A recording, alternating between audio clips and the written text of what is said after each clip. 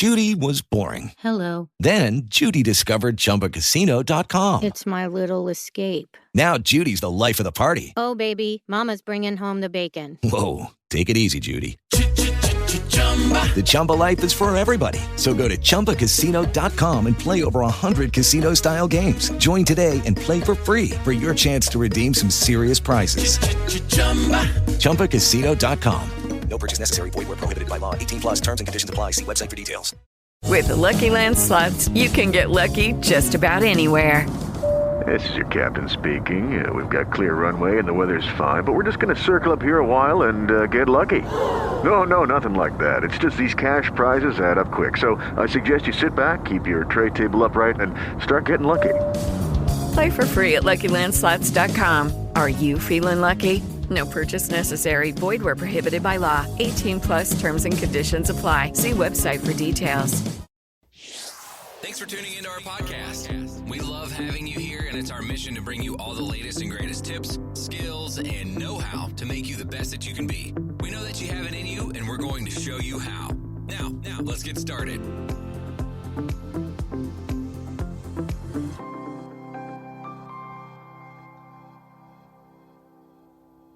Thank you for tuning in today. You are now listening to That Will Never Work podcast with your host, Maurice Chism. Thank you for tuning in today, everyone. Again, it's your host, Maurice, and I have a special guest today. This young lady I met over, 25 years ago or so. And it just so happened I met her in a business meeting for church.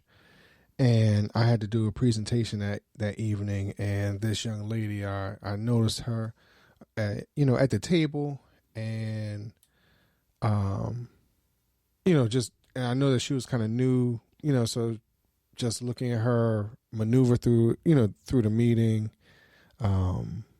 people introducing her. So, I kind of taken a little liking to her a little bit. It just so happened that a few short years later, she ended up becoming my wife.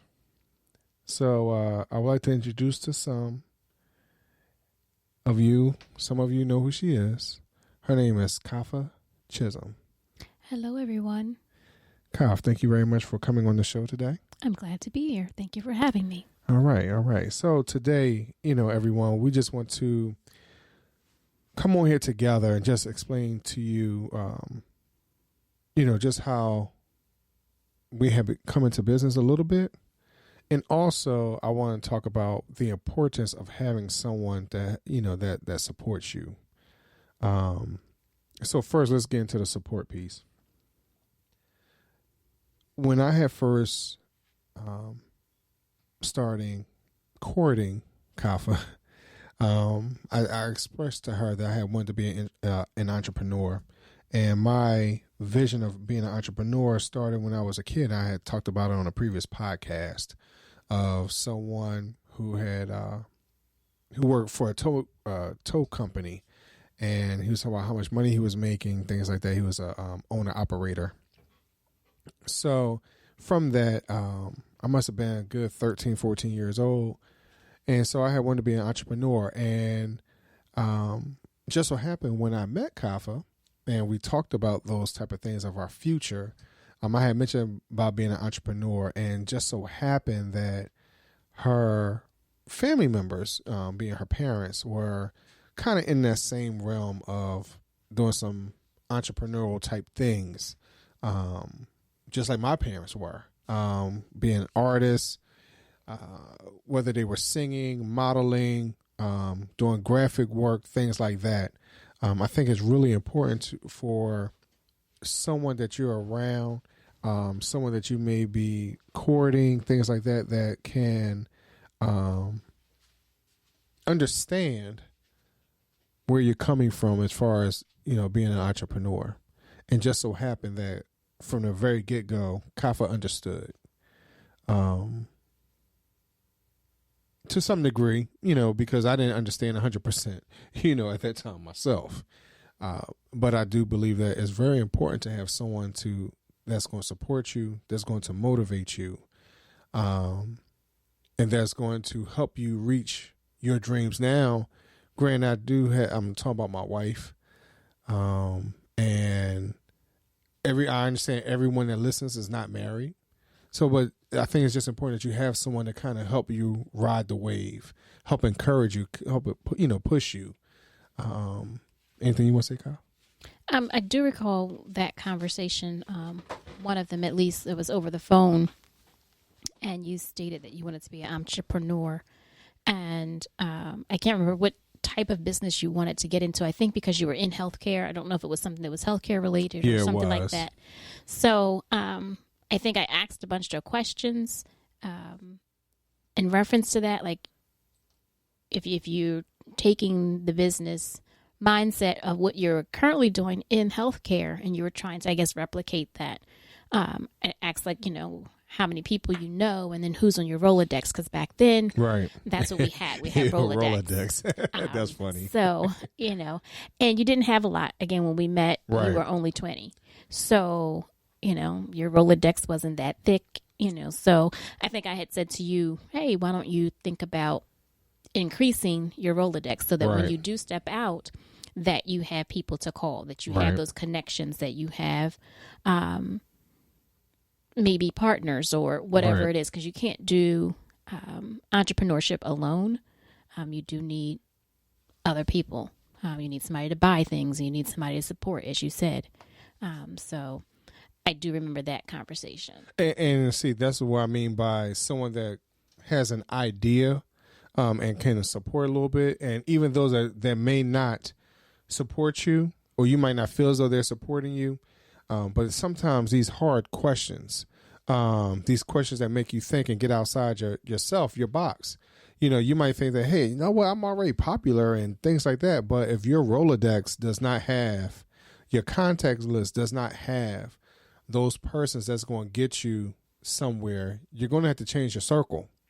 You're going to have to get outside the box and put yourself in other places that's going to propel you to the next level. And that's one of the things that Kafi did. Now, as she stated, we met, when we met, I was not quite 20. When we started dating, I was 20. I'm saying when we had that conversation, you were 20. Right. Yes, we did. So, but in that lets you know that, hey, from a younger age, I was already in that mindset of becoming an entrepreneur. And we have plenty of examples today of young people, 12, 13, 14 years old, getting it done today, and sometimes we do not have those people that live in our household that's supporting, or they're pushing, because of the wrong reasons. And sometimes you don't know that until you get a little older. But, today, on That'll Never Work podcast, we want you to understand that, hey, it can work. It's going to work as long as you have someone that's supporting you and pushing you. And that someone's going to ask you questions that's going to stretch you a little bit and make you do research. Like one of the things that with Kafi asking me about my Rolodex, again, it pushed me to do more. I was only in healthcare for a short 2 years when she had that question. And you only knew, I guess, one side or one facet of it. And I don't know how many companies you had worked with at that particular time. But again, you were kind of just within one type of market. Right. And healthcare goes quite far. Right. And see, and part of that, at that time, it was a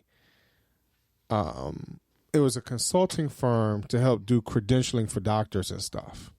So that was part of what I had wanted to do.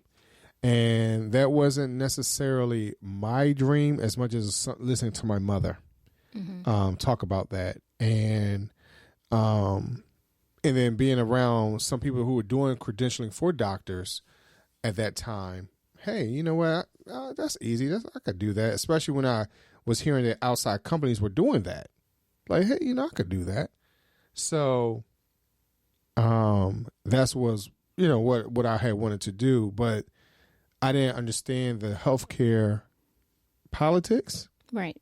And just a few little people that I had known at that time. Like, I didn't know anybody in hospitals. I didn't know people at doctor's offices, except for my own doctor's office at, my PCP at that time. I didn't know any specialists.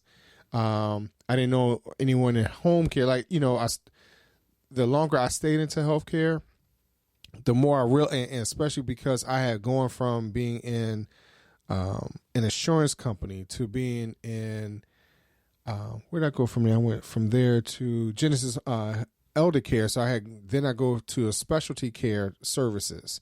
And then I had gone to Siemens, where I was doing more of the medical billing and things like that. And then I had gone to Health Partners, where I was doing contracting with and member provider services, talking to the members, talking to the doctors, talking to the hospitals. So I had to get that Rolodex and realize one thing I did realize in doing all that, the healthcare system is kind of small. Mm-hmm. It really is. Everybody kind of know each other. But by the time I had, you and I had that conversation, to answer your question, I had worked for a place called Green Spring. And then I had worked for AHERF, Allegheny Hospital at that time. So I had some information, but not enough. And that Allegheny Hospital thing, I didn't work at the actual hospital itself. I worked in their corporate office that was very far from the hospitals, so, and that corporate office was a very small office at that. So no, I did not have the people. I didn't have the people skills. I didn't know what questions to ask. So that one question or that one statement of, hey, getting your Rolodex together, I realized that there was a whole lot of information I was missing. Mm-hmm. To fill out that Rolodex, to fill out that information card.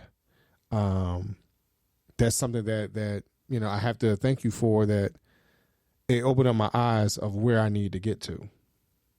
And I appreciate that. I do. And that's something that, for my listeners out there, I need you to understand too, like, these questions, when someone asks you a question and you don't necessarily like it at first, but you have to understand that, hey, it's preparing you for what the next steps are, for you to get all your material together, because there will be someone out there that's going to question you or think that you have more together, and then you don't. Then you're a little more down on on yourself. You're not as motivated. You can give up, and that's one of the things that I don't want you to do on this. Let's not give up on anything. Let's continue to motivate and empower each other. And so in that, like I said, Kafi had that hard question for me, but at the same time, I was asking her those same type of questions of, well, what do you want to do, Kafi? Where you want to go? And we've been able to challenge each other for the last 20 years. We've been married for 20 years. And this podcast actually shows where I've, at least personally, I've gotten to, because I was really, really nervous about doing the podcast by myself. I really was. And if it wasn't for my support system that I have living with me every day, encouraging me, all of our, disagreements, and in our agreements, our ability to be able to have real conversations, it allowed me to get over some of my fears and over the humps of some of the things that I have going on. Sometimes it's just, it's hard to look in the mirror. And like you said, you see what everyone else is doing through the looking glass, through the window, and you want what other people have. You want to be as successful as some of these other companies that are out there, some of these other entrepreneurs, and then you look at your own self and you're not there. So it does take sometimes someone from the outside to look at you and say, look at what you're doing. Look at your greatness. Look at your effectiveness. Look how, you are making things happen. And I think a lot of that was what I had to share with Maurice, that he's, in his workings and in his doing, the business, that he is providing a lot of information. And I just kept saying, hey, you need to put that out so other people are getting it, other than the person that you're speaking to directly, other than the person that you are on the phone with. The lessons that you're sharing, the information that you're putting out there would be great for a lot of folks. So, I applaud him for finally taking that step and doing this podcast. Thank you, Kafi. Thank you. So we're going to move on and talk about just us starting Chism Group LLC. That the start was kind of hard. We've had, like, if you listen to most entrepreneurs, they talk about, hey, you're going to start some businesses and you're going to fail, and some stuff is going to work, some stuff is not. Is it going to be a hobby? Things like that. And we have to talk about just one facet of our business that we just actually closed this week. So we're not going to go into great detail as how it actually started, but we called it the Home Accent Store. And Kafi was up looking at one night, a little infomercial, and that encouraged her to kind of, start something, doing some drop shipment, type things, little candles and things like that. But we realized one thing we did not realize was the capital that we really needed to have to really start that type of business. And you have to have a hard, as Kafi mentioned, that hard look at yourself and being honest with yourself. Can this really work? Can this really happen? And sometimes you just have to chalk it up. I mean, we've been trying to hold on to this Home Accent Store for 18 years. And we finally just said, the other evening, it's done. And we can't do it. We can't do it because we don't have the resources to do it. And resources, not necessarily money to buy product, but it's also places and people to provide our services and merchandise to. Again, that Rolodex, who are you selling that product to? Who are you marketing towards? So I think that, was a wake-up call. And I think we had kind of understood that it was dead or dying some time ago, but it was just always on the back burner, that thing, hey, if we want to, we can reach into that pot. Right. And it still may be there. It's not anything that we're actively putting money into. It's just sitting there. So if, I turn 60 years old and decide I want to sell candles, then I can, or you can. Right. So, but at this point where we are in our lives and what's going on in society, it's not, having ladies over to smell different candles. Right. It's not, knocking on doors and handing out pamphlets and saying, hey, call me to place your order. So, things have really truly changed in society. Right. That those types of businesses, such as storage things, are not for sale. They're not selling as well as they used to. Right. Ladies' makeup that you can get from catalogs. I'm not trying to put names out there. Mm-hmm. And jewelry and things like that we would purchase from catalogs many years ago are not really all that hot. And so it makes it a little bit difficult for that type of a business to thrive. Right. Right. So in that, we had to come to that hard decision. It's our baby, and we really wanted a Home Accent Store to grow. But we just didn't have it. So again, you're talking about what happened in the beginning. So in the beginning, yes, I beat down doors. I went to stores. I showed them the merchandise and tried to do cold calls. I did flea markets. I did church basement sales. We tried websites. We tried so many things. We took it to PTA meetings. We, tried so many different things. But it, again, as things changed in the world and dollar stores came available and things became much more cheaper, then no one was paying $12 for a candle. They were looking for one for much cheaper. Or especially when the product that we were selling, you could find it in the store for cheaper. Right. The exact same ones. So, those were some of the things. So, again, that's why things have changed. Right. So then we moved on to another company when we try to do community reps. Right. Community research, education programs, and services. So I think with that, we were looking at, again, as Maurice was saying, he had looked at his own vocation being in medical background and tried to create that as an entrepreneur. So with community reps, I think we were looking at what we were doing and in our own vocation and was trying to figure out how do we package this so that we're not working for someone else and doing it, but we're working for ourselves and doing it. Right. And also, not just from a healthcare perspective, but also we were looking really closer to home, being the fact that both of us are from church, like really, really, really looking at churches and other nonprofit organizations, because Kafi was, dealing with some other nonprofits also at that time. So we were really looking at that and modeling some of the things we were doing based off of those models.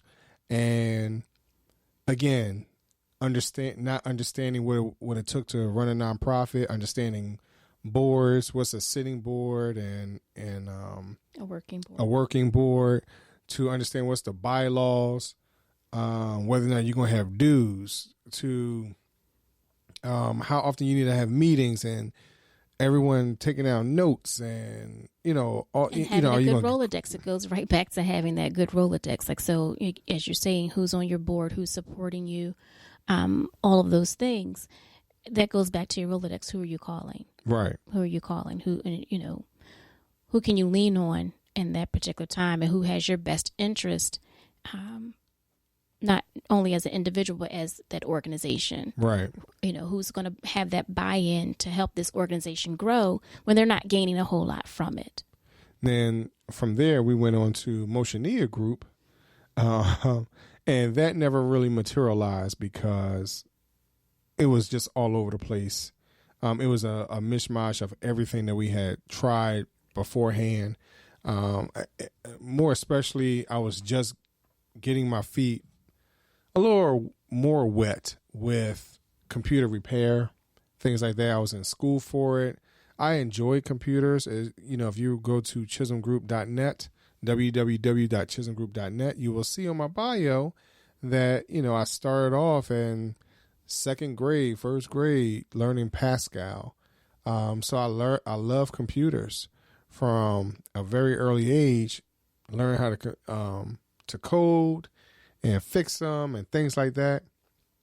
And so Motionia Group was going to take a little bit more of a image of that, of computer repair, things like that. But then as things had matured, i.e. my education, the industry was changing also. Understanding that, hey, I only know PCs. I know nothing about Macs. And then there were some more changes like beepers and then mobile phones and things, so understanding that, iPods and then mobile phones, so understanding really what is the industry calling for. So Motionia Group really, it didn't have a leg to stand on to some degree because I couldn't figure it out.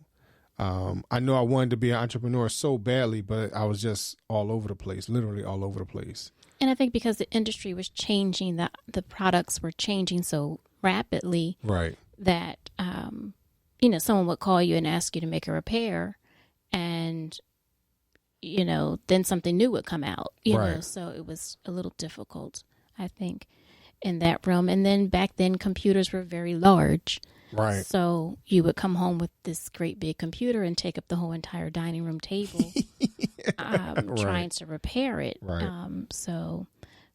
That's when you had these huge ribbons and, Right. You know, a lot of other things that went along with it. And yeah, so. You know, so that didn't, as you can tell, that didn't necessarily sit very well with Kafi. No. You know, but I was trying. Yeah. I mean, and we had a young family at that time. So right. imagine all those things and the computer and all the small bits and pieces. And on the you don't dining want room the table. babies, exactly. you know, touching they're that. starting to walk and touch right. and grab. You know, it's just like, oh my goodness. So, so then eventually we moved on, and we stopped looking at doing the entrepreneur thing for a little while, for a hot little second. We started working at different places.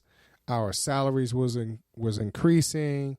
Our housing situation had increased. We had gone to, you know, we had moved to a larger house, you know, things like that. And having 2 cars, you know, we were feeling really good about where we were. And then some things were happening where I started thinking about the entrepreneur thing again. And then next thing you know, bam, I get sick. And that's really how Chism Group started. Mm-hmm.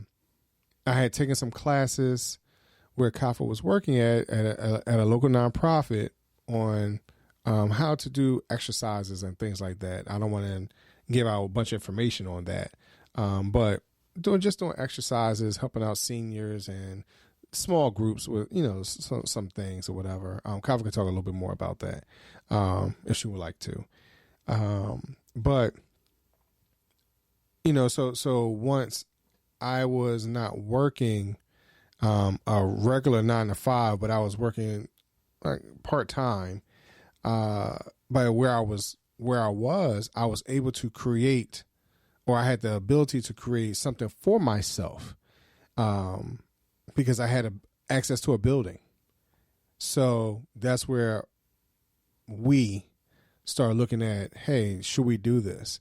And because Kafi was a trainer in this particular program, she started to become more of the leader of doing that, even though we had made a decision to start Chism Group. But I was really encouraging her to become more of the leader with that. But then, you know, we had the whole 2010, 11, 12, you know, financial housing collapses and things like that. And then we started to really take Chism Group a little more seriously. And then Kafi went in, and she unfortunately was let go of a job. And then a little while later, she actually found another job. So Chism Group ended up falling a little bit more squarely on me. So, but by this time though, so mind you, let's keep this in mind that we're talking from 2002 to 2012 when Chism Group became incorporated, that there was a 10-year period of us starting businesses and ending businesses. So we'll backtrack a little bit. You know, 2010, I think, is when I was let go. So with that, I had a nice Rolodex. So I went through my Rolodex and I contacted everyone and called them, emailed them, set up lunch meetings, you know, all of those things, and kind of said, hey, I'm still that trainer. I'm still that person, you know, hire me on contract wise, and, you know, I can continue to assist and be your consultant. And a lot of them said, great idea. We would love to have you, but we don't have it in our funds. Again, as Maurice just said, that, hey, the economy fell. So all of my contacts and a lot of people in my Rolodex were nonprofits, and they all were losing funds and not getting a lot of governmental funding, nor were they getting funding from private investors. So what I thought would be a way to move into entrepreneurship kind of fell on my lap. Right. You know, it kind of fell through. So we then took a different look at things and realized, okay, well, Maurice, the place where you're working part-time, like you said, you have a building, you have access to people. Mm-hmm. What can we do? And so we just kind of mulled around about what he was currently doing. And then we went back to that same kind of a model of what you're currently doing. Can we expand upon it. The services that you're currently providing in your position, do other organizations need the same thing? Mm-hmm. And I think that's how Chism Group kind of started, because we had, even with community reps, I think we were leaning a lot towards, I know I had gone through a few books or whatever about virtual assistants, being a virtual assistant, typing up things, because I think we were doing a lot of that in the late 1990s of typing people's resumes. Mm-hmm.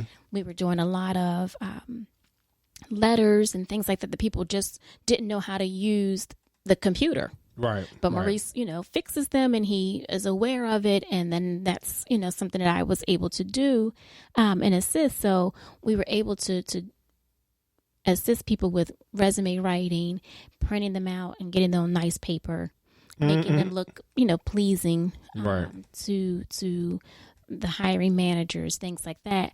And then we also were doing some other projects, if you will, again, being like virtual assistants. So you needed an administrative assistant, but you didn't want that person in your office because you don't have that much work for them to do. We were doing some virtual assistant type things. So I think that's kind of where we were starting to go with Chism Group. And then,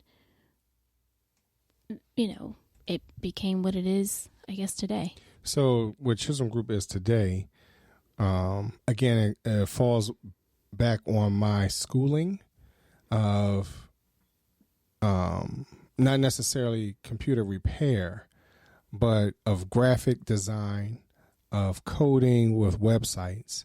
So that's one aspect, along with my business administration piece. So I had my degree is in business administration, but I took a lot of information technology classes. So for someone like me, I do understand human resources. I did take a psychology class, public speaking class, microeconomics, so I understand the whole business thing. But I also had taken some art classes, like art history. I did take some classes to create videos and do Photoshop class, things like that. So I have a bunch of different skills. I had to train myself along with, as Kafi has talked about, building that Rolodex. So as I was stating, from that 10-year period, that was a lot of work that I had to do. And then once we incorporated Chism Group in 2012, leading all the way up to 2015, 16, there was still a lot of schooling that I was doing also. And so where Chism Group is today is the reflection of over 15 years of work, of dedication, of trying to make sure that we're crossing whatever T's and dotting every, whatever I's we can. And if you notice, I'm saying whatever ones we can, because we don't know everything. And we do understand that there are experts out there for this, a lot of stuff that we don't know. And we make sure that we reach out to those persons. Understand that Chism Group LLC is a small business consulting firm or agency where Kafi and I do know a lot. And we are 50-50 in this process. She might tell you that I'm more of the lead, and that's fine.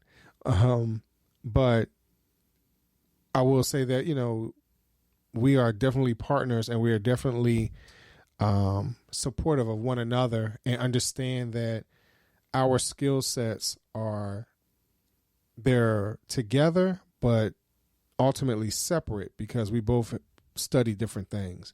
And our backgrounds are different too.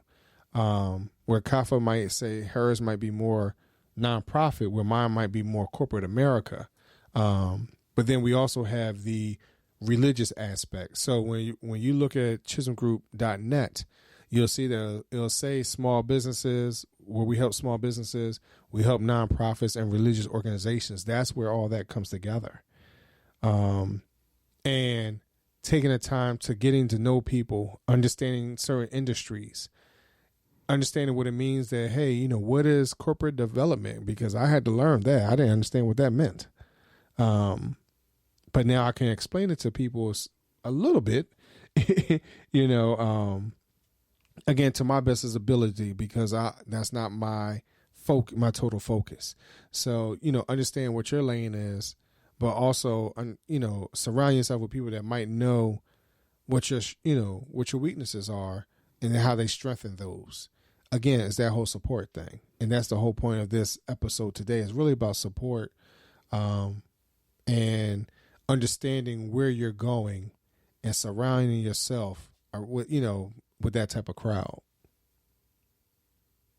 And I truly, truly appreciate, Kafa.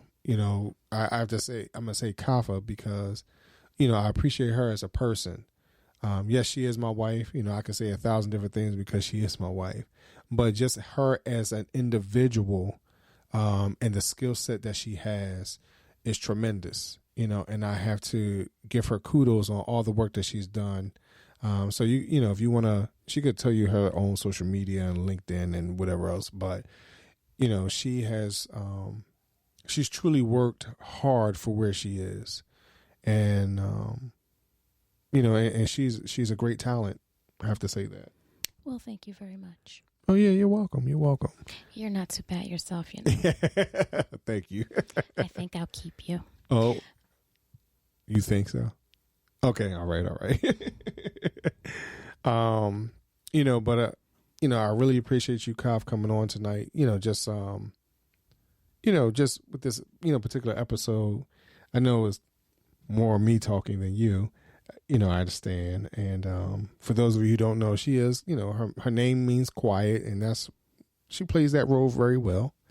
But it's fine, though. I think, for those that are quiet, they're taking it in and they are processing what's going on. And they're able to, especially with Kafa, being able to say something that's meaningful once they open up their mouth. So, you want to make sure that, hey, you're actually listening to what she's saying. But I really appreciate you coming on tonight, Kafa.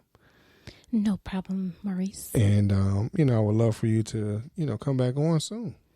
That sounds like a good idea. I would like to do that. That's good. And for those of you, of course, you can check us out. We actually have another podcast together. It's called what, Kaf? The No Fruit Podcast. And when does that air? Well, if you want to interview me, sure. That airs on Thursdays. On all the platforms that this particular show is on. On most platforms where you can find podcast. Right. So wherever you're listening to That'll Never Work podcast, you can listen to the No Fruit podcast on the exact same channel. Just look it up. You'll see my name again, Maurice Chism. And just so happen, you may also find the Neighbors podcast. And that's my co-host with that is Mr. Arnold Thornton. So, but I appreciate you for listening tonight. Make sure you like, share, and subscribe. Make sure that you share this episode with your friends. Be sure to like and comment on all social media platforms, Facebook, Instagram, and Twitter at Chism Group, CHISM Group. Again, that's at Chism Group. And be sure to check out our website, www.chismgroup.net. Thank you very much for tonight, and talk to you soon.